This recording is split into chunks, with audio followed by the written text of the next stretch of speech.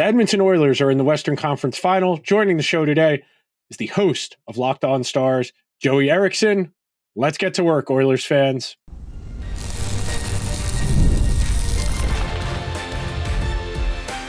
You are Locked On Oilers, your daily podcast on the Edmonton Oilers, part of the Locked On Podcast Network, your team every day.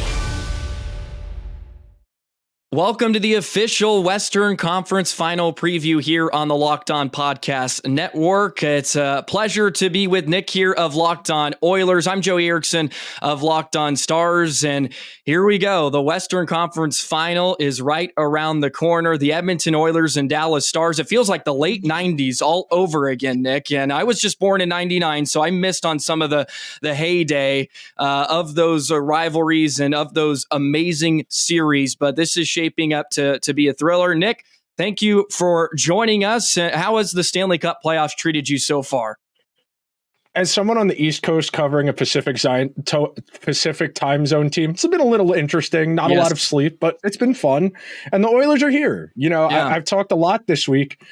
Conference finals don't come around all that often. No. You know, the Oilers have been to 4 conference finals since 1990. It just doesn't happen all that often. So just getting here, it's unsatisfying to not come away with the trophy, but it also feels weird to say if you were one of the last 4 teams standing, it wasn't a successful season.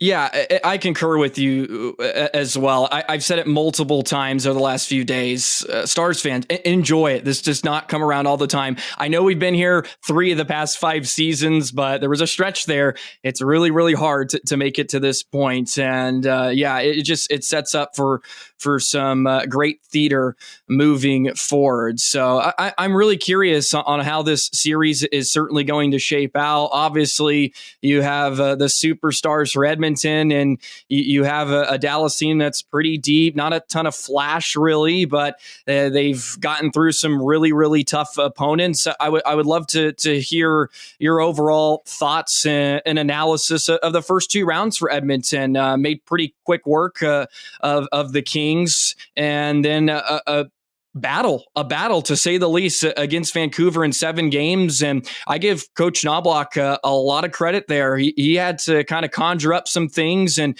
he had to handle the goaltending situation, and boom, the Oilers win game 6 in 7 to find themselves here. I also want to touch, I'll let you ramble here. I'll ramble first. These are 2 of the hottest teams post All-Star break that find themselves in this situation. 2 of the hotter teams within the league.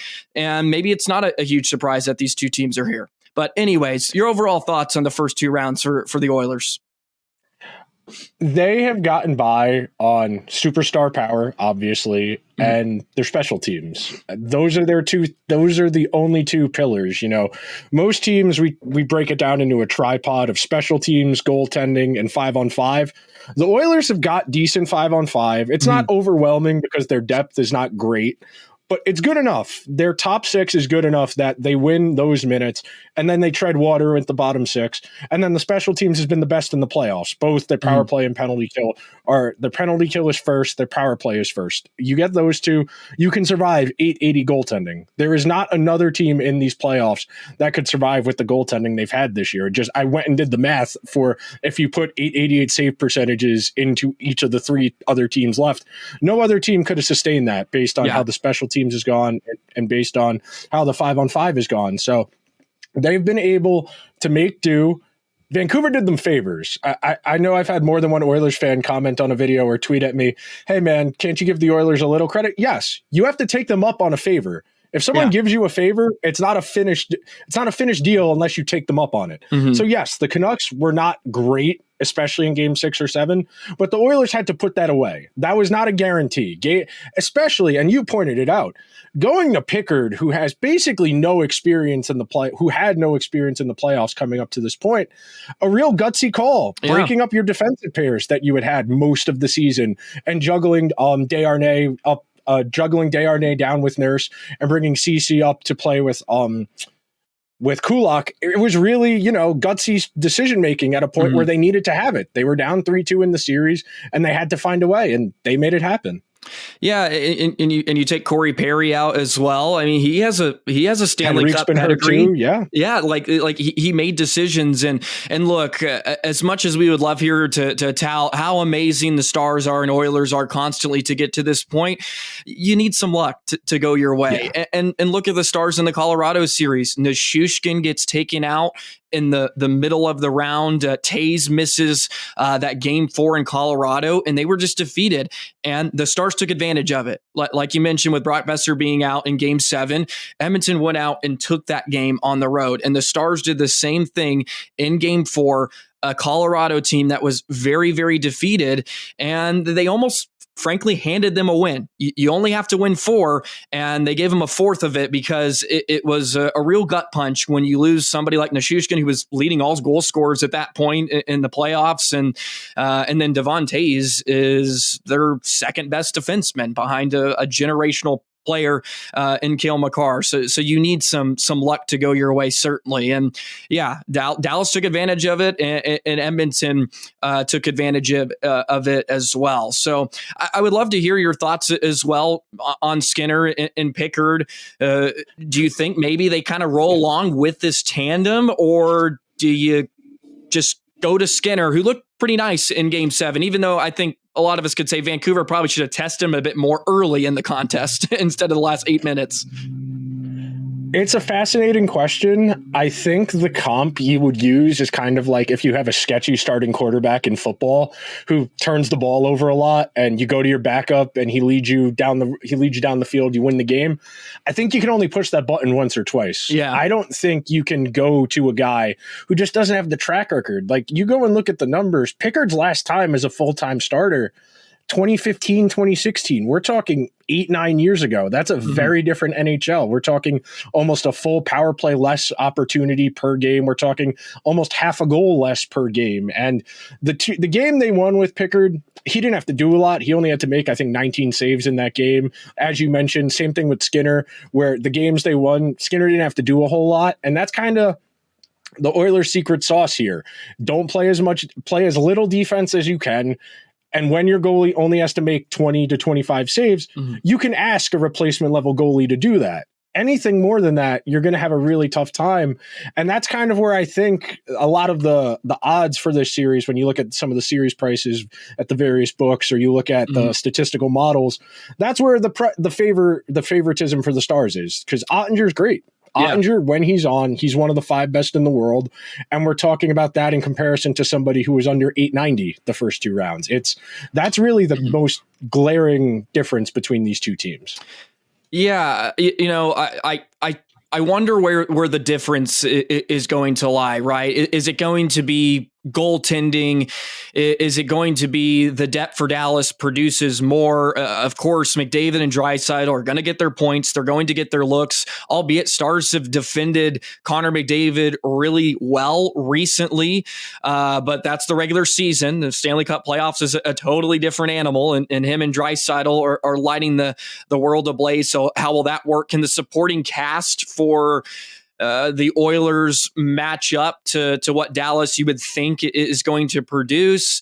There's just a lot of different scenarios that could play out. Special teams, I think, for me, is the number one key for Dallas if they want to get out of this series. They cannot get themselves into penalty trouble. Colorado had a fantastic power play, and the Stars got a very, very good look at it. The Oilers is a whole nother ball game, and it is so deadly. So can Dallas stay out of the box? Because I think at 5-on-5, I think the Stars are going to have a slight advantage just with the way they can roll 4 lines, and that's the way Pete DeBoer likes to play, right? He just likes to roll 4 lines. He likes to roll all 6 defensemen. It's nice that maybe Niels Lundqvist will not be in the lineup, so they have Petrovic or whoever else can eat up at least maybe 10 to 15 minutes a night. You can play Tanev and Miro straight up against McDavid as much as humanly possible to try to limit them to the best. And then you kind of have to live with the results. I think if you're Pete DeBoer, and I'm sure every coach in the National Hockey League goes into a game against the Oilers like, well, let's just make somebody other than 97 and 29 beat us, right? It's really, really hard to do, but you have to find a way to do that. So I just I wonder where the difference is going to lie. Do you have an inkling of maybe where one team can pull away if this certain thing happens?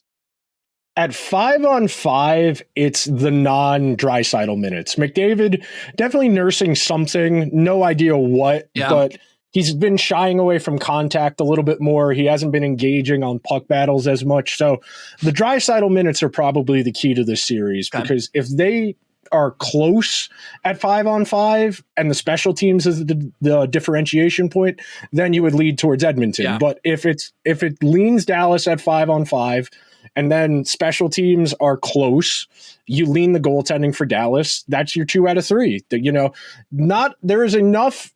The Oilers have enough high-end talent that they can make up for not having as much depth. But you can only do that for so long in a playoff series, because these guys, the minutes are really starting to accumulate. I know Heiskanen is up there for time on ice for you guys, but you look at the Oilers' top 4 guys, when we're talking McDavid, Draisaitl, Hyman, Nugent-Hopkins, they play a lot of minutes for forwards. And then Bouchard. Bouchard leads the team in time on ice at 24.5 minutes a game. They cannot, I don't think it's feasible to ride 4 or 5 guys that hard, because at some point they're going to hit a physical wall. Yeah, I think that was a problem Colorado ran into some degree in Game 6, where McKinnon and McCall were playing a ton of minutes, and the longer that game went, it benefited Dallas. The Stars were just able to hang around for the first 2 periods, as it was an onslaught by Colorado. They could have been up by a couple of goals, and then maybe we're talking about a Game 7. But Dallas hung around. They get the equalizer, and then as you mentioned, they were riding those top guys consistently, and they already had to do that in Game 5 because it was a must-win situation for them. And I think McKinnon played 8 more minutes than the leading Stars forward in Game 6. I think Robertson played somewhere around, it may have been 24 minutes or something, and McKinnon played 8 more minutes, and you could tell he was gassed. He, of course, still has a motor, and he's going to do phenomenal things, but he was gassed by the end of that. And so maybe that is where a point of maybe contention here in this series is, if the series goes 6 or 7 games, how much can Knoblauch ride Draisaitl and McDavid? You'd think maybe that has to lean in the Stars' favor. So, I mean, it's just exciting to even think about just what this matchup is going to be. One of the best matchups in hockey, I think, is a world-class defenseman against the best player in the world. So watching like Miro against McDavid, and even Tanev, because I think Tanev against McDavid is a different animal. McKinnon, he plays at a great speed, but McDavid's a different level. So it's a different challenge. So I'm really, really curious on how Pete DeBoer is going to attack McDavid and Draisaitl specifically, because Tanev played straight up against Eichel. McKinnon did a wonderful job. Does he stay with that, or does he have Miro, who has a little bit more mobility? Who knows? I discussed this on yesterday's episode, and I had a guest on. They said, why fix it? It's worked perfectly at this point. And Tanev has been a wonderful acquisition for the Stars. And it kind of works out in some degree that the Oilers are here, because Edmonton, they wanted Tanev. If you think about someone that could really add some depth on the back end for Edmonton, it would be Chris Tanev. So both of these teams are very similar. So I'm super excited to see where it all plans out. So let's get into some more key players. Obviously, we know the McDavid and Draisaitl, so maybe I can't ask you about them. We'll have to ask about some unsung heroes for this Oilers squad. Even though at this time of year you need your big boys to be your big boys. But let's jump into some key players here in just a moment. It is busy season in the sports world. Conference finals over in the National Basketball Association, and here in the National Hockey League, regular season baseball full swing, second full week of the WNBA. And if you want to get out there, go to a game, you should go see our friends over at Game Time, where the ticket buying process has never been easier. It has never been smoother. The best features, real straightforward. You know me, I'm looking for a deal. Ranger tickets, very, very expensive. You wait till the last minute, you could save up to 60%. Zone deals, where you can save more if you choose a section and let Game Time choose the individual seats. All in pricing, which will show the total price up front with no surprise fees at checkout. My personal favorite, the seat view, where you click on the tickets and it shows you a panoramic view of the field, or if you're going to a concert, what the stage is going to look like at the show, so you know what you're dealing with before you get there. And the lowest price guarantee, or Game Time, will credit you 110% of the difference. Take the guesswork out of buying NBA and NHL tickets with Game Time. Download the Game Time app, create an account, and use code LOCKEDONNHL for $20 off your first purchase. Terms apply. Again, create an account and redeem code LOCKEDONNHL for $20 off. Download Game Time today. Last minute tickets, lowest price, guaranteed. Alrighty, here we go. Some key players in this series. I'll just go ahead and begin for the Stars specifically. And we don't know if he's going to be good enough to go for game number 1 tonight, but Roope Hintz feels like a key cog in this entire series. If Hintz is healthy enough, then you feel, well, you have someone that can sort of match McDavid to some degree. Not many can match him.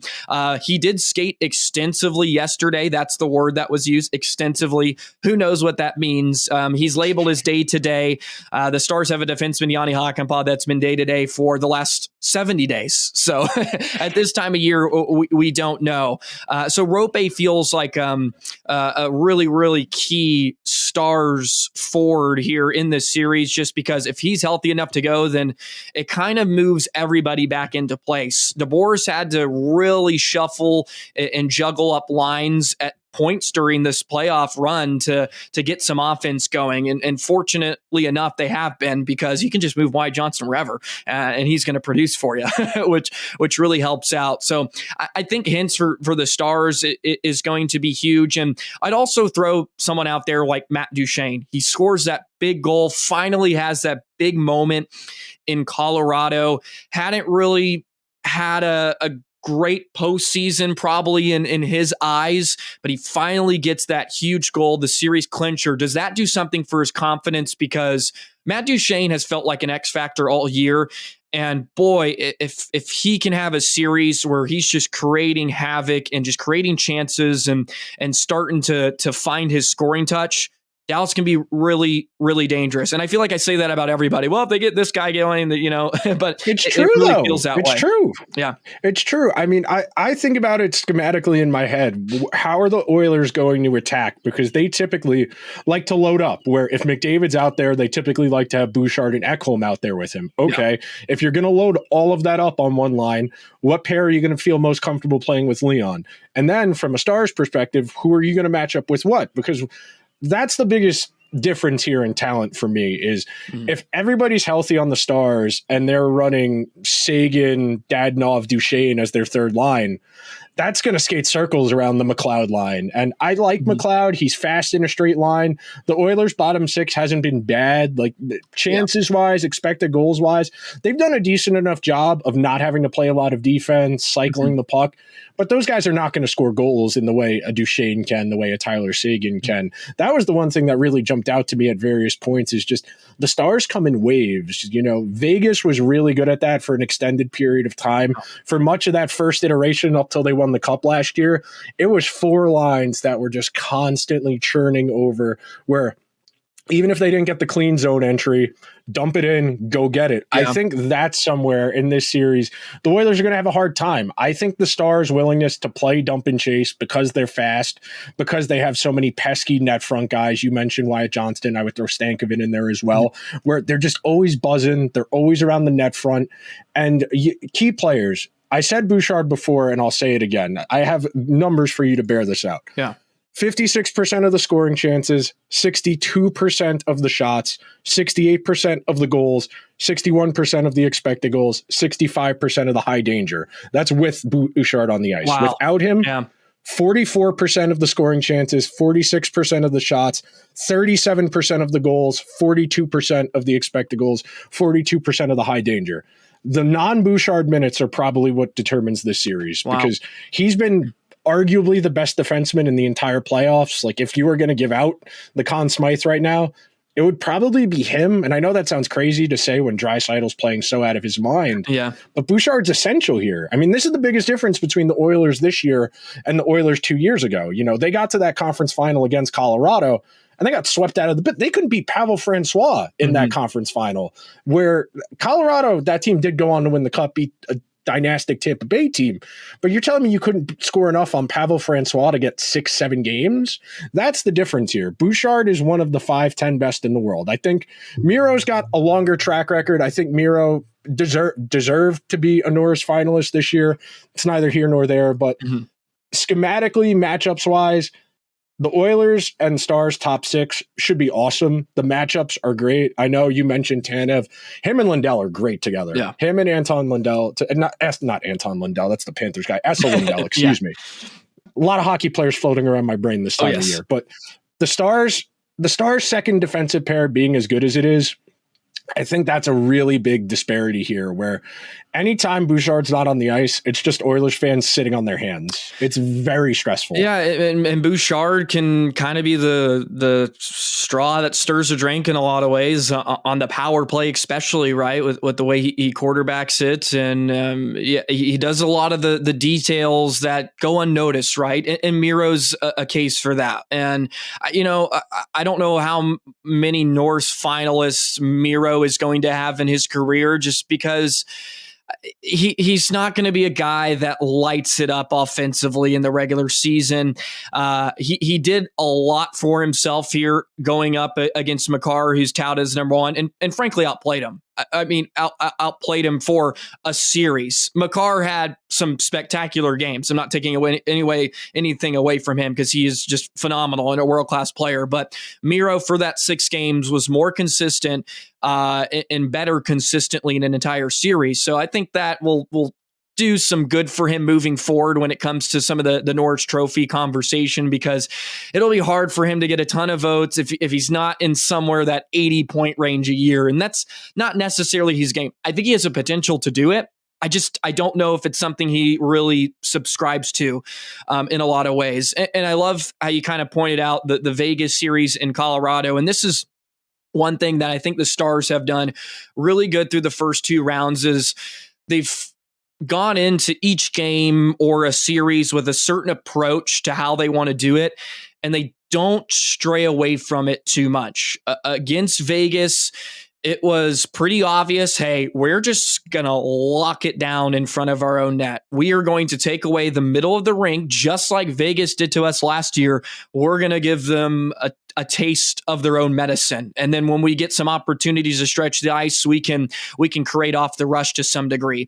Colorado, a little bit different story where tactically it was a different challenge. Colorado's a bit hectic. They want to fly up and down the rink, and Dallas had to adapt and try to shut down some of that speed on the outside. And as you mentioned, Dallas hasn't been content with carrying the puck in on the offense. They have been content with throwing pucks in deep, and their forecheck has been huge, especially against Vegas. Just a hard forecheck, getting defensemen to have to turn around and go get the puck, chase them, and then finishing checks, finishing plays, all the little stuff, sticks in lanes, body on body, just the little things that can wear on a team throughout a series.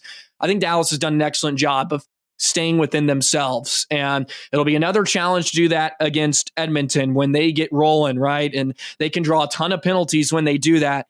You have to be able to stay structured and stay sound. That's one thing I think Dallas has done great. They seem very, very comfortable in their own skin. Do you see that some with Edmonton through the first 2 rounds, where you feel like they just seem more comfortable in the style of game that's being played in a certain game or series? I think Edmonton has been a little up and down. I think their series against LA went a lot better than they thought it would, frankly. Yeah. I think the worst game they played in that series, they won 1-0, and they had no business winning that game. The one game they lost in overtime. They very well could have swept LA. and then they sat around for a few days, and Vancouver was coming off of really tight, really close games against Nashville where neither team could really score. And that first game, Edmonton looked awful. They looked slow, and we're talking about Edmonton looking slow. And it was very weird in that series, at least in the early stages, that Edmonton was genuinely not faring well when the game was going fast. Vancouver was playing really well when they were using their speed. They were going from defense to offense quickly. And I think that's something I worry about from an Oilers perspective in this series, because you mentioned it. They're content with going to make the defensemen play defense and winning those battles down low. And when Nurse or Ceci has to put their back to the play, recover the puck in the corner, turn around and transition, the Oilers' cheat code is they typically have their forwards coming back, or their forwards come back, and that first pass is really short. It's usually only to the circles where it's only 15 or 20 feet. And if the Stars are able to forecheck as aggressively with as much speed as they have, I think that's a real genuine problem for the Oilers defensively, because the Oilers, when they're at their best, they're going defense to offense really quickly and not being stuck in their own end. But when you make Nurse, when you make Ceci, when you make Kulak turn around, try and get that first breakout pass, the Stars are going to win foot races. That's the key. That's something I do genuinely worry about, as how does this get out of hand for the Oilers where it's not really something they can make a series of?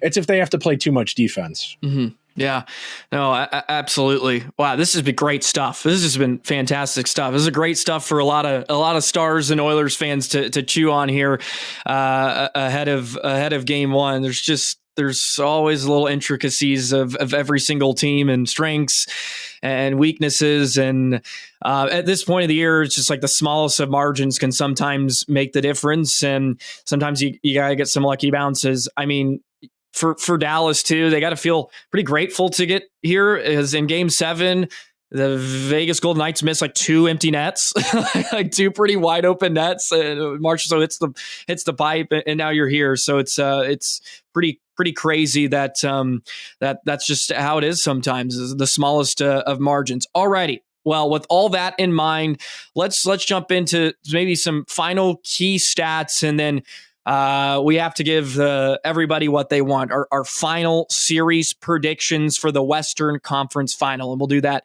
in just a moment. And by our friends at Indeed. There's no I in team, but there is one in Indeed. And and by our friends at Indeed. There's no I in team, but there is one in Indeed. And that's the hiring platform you need to build yours. When you're hiring, you need Indeed. Indeed is the hiring platform where you can attract, interview, and hire all in one place. Instead of spending hours on multiple job sites searching for candidates with the right skills, Indeed's powerful hiring platform can help you do it all. We streamline hiring with powerful tools that find you match candidates. With Instant Match, over 80% of employers get quality candidates whose resume on Indeed matches their job description the moment they spot their job, according to Indeed data from the United States. The thing I love about Indeed is that everything is all in one place. You can take assessments, set up interviews, do the actual interview, all through the Indeed website. Indeed is the only job site where you only pay for applications that meet your must-have requirements. Join 3 million businesses worldwide that use Indeed to hire talent fast. Start hiring now with a $75 sponsored job credit to upgrade your job post at Indeed.com/locked-on. Offer good for a limited time. Claim your $75 credit now at Indeed.com/locked-on. Indeed.com/locked-on. Terms and conditions apply. Need to hire? You need Indeed. Okay. The final segment here on the special crossover edition of Locked On Stars and Locked On Oilers. Appreciate everybody hopping on with me and Nick today. This has been a lot of fun, and a lot of fun to do these throughout the playoffs with all the respective hosts of the Locked On Podcast Network. I will say I've never met a bad host, so I've always had a wonderful relationship with each one I've ran into. And Nick, no difference. You're up there, man. You absolutely are. You're top 5. Okay. A key stat I want to throw out there for Dallas, and I've mentioned it multiple times. The Stars fans are probably tired of hearing it to some degree, but I think it's huge. At 5-on-5, Chris Tanev against Jack Eichel straight up, the Stars had a 3-0 advantage. Against Nathan MacKinnon, I want to say it was over 60 minutes at 5-on-5 straight up. Well, the Stars were up 3-1. If Tanev can do that to some degree against McDavid, you have to like the Stars' chances. If they're up against McDavid or even Draisaitl, Dallas has to be feeling pretty good about themselves. So that's my key number, because as you mentioned, Tanev and Lindell can be that shutdown defensive pairing.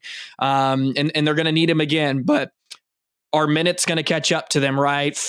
How many times TNT or ESPN has showed the time on ice, average time on ice leaders in the playoffs, and it's like 4 of the 5 are Stars defensemen. Hopefully with Petrovic or whoever's going to kind of fill in as that 6th defenseman can kind of eat up some more minutes for Dallas, which will take some pressure off the Miros of the world, and hopefully they don't have to play. You would like a few blowouts, maybe. That way you don't have to play everybody a ton, but we know that's not going to happen this time of year. So that is, I think, my overarching stat that I'm going to keep in mind throughout this series. Do you have one for Edmonton? I know Bouchard, you already kind of maybe gave out your best one. I got Bouchard, two. But I got 2 more for you. Okay, I great. got 2 more for you. All right. Number 1, the Oilers are 7-3 in the playoffs when they score at least once on the power play. Okay. So as we said, special teams important. And then number 2, Leon Draisaitl has been on the ice for 32 goals for in all situations. When you include power play and even strength, the Oilers have scored 32 goals when he's been on the ice.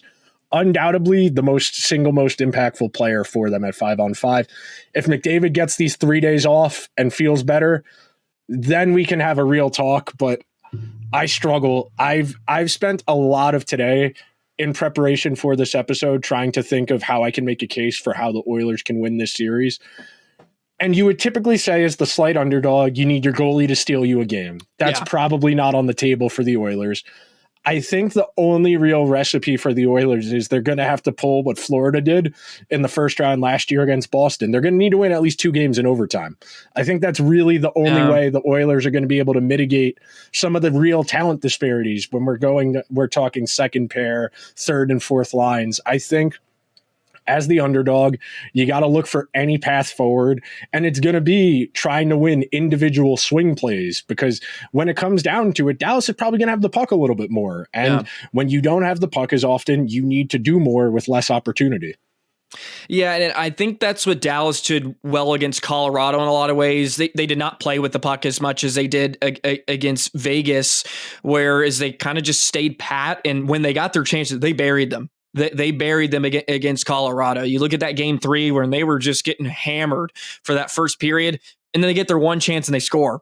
And that has to be really, really defeating. And they played ahead for almost the entire series until the last few games, and then eventually they finish it. They finish it off in 6. Obviously, the thing that brings me a lot of comfort too is just the ability for the Stars to win on the road, even when they've lost game 1, they really struggle in game 1s under Pete DeBoer. I think they're 0-6 now with him at the helm. And, home ice advantage really isn't what it used to be. It feels like, but winning on the road is something. And the Dallas Stars were the number 1 road team in the NHL. They win all 3 against Colorado. It was the best home team. Like, doing that just opens up a lot of avenues to win series where you just feel like you don't have to be fantastic at home, or even if you lose 1 or even 2 like they did in the first round, it's like, okay, like we'll be okay. Like we'll go into the other building and find a way to win. And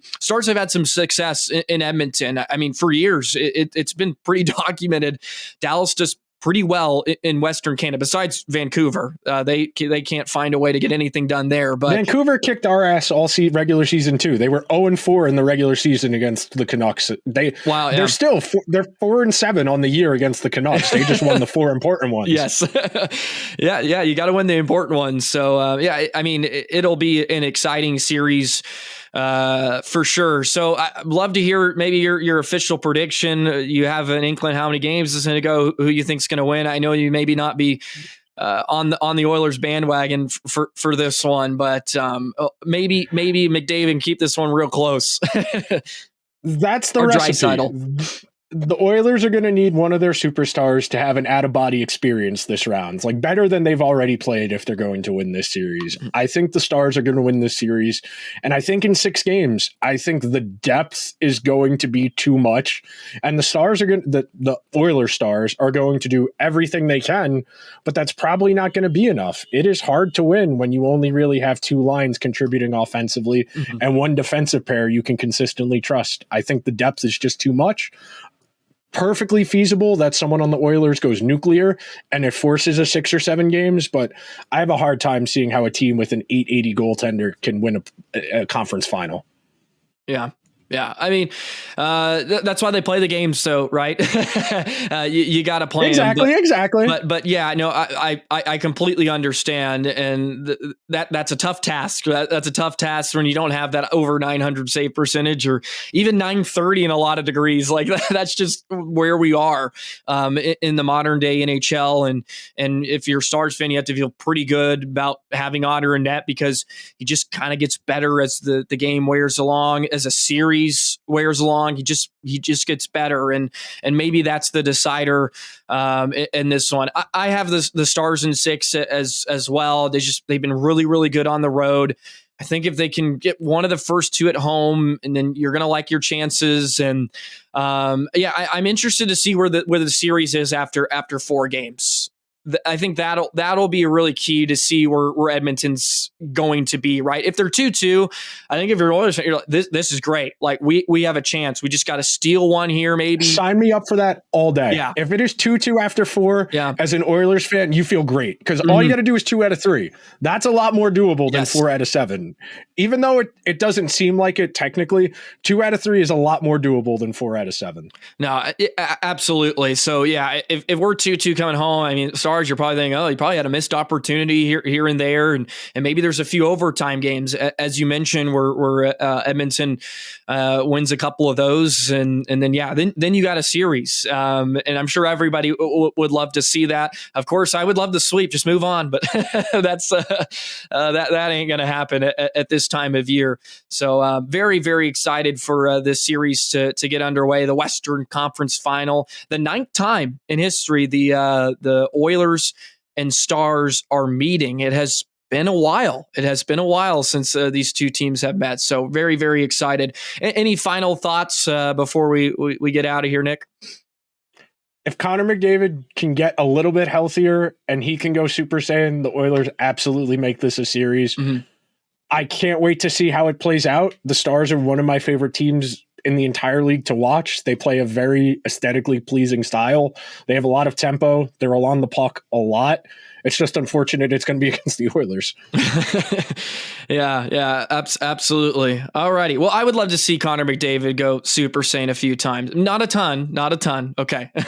He's the one guy in the league. You just get extremely nervous when he has the puck on his stick, but that makes for some excitement. All righty. Well, that'll do it for your official Stars versus Oilers series preview. A bid to the Stanley Cup is on the line. Looking forward to watching Game 1.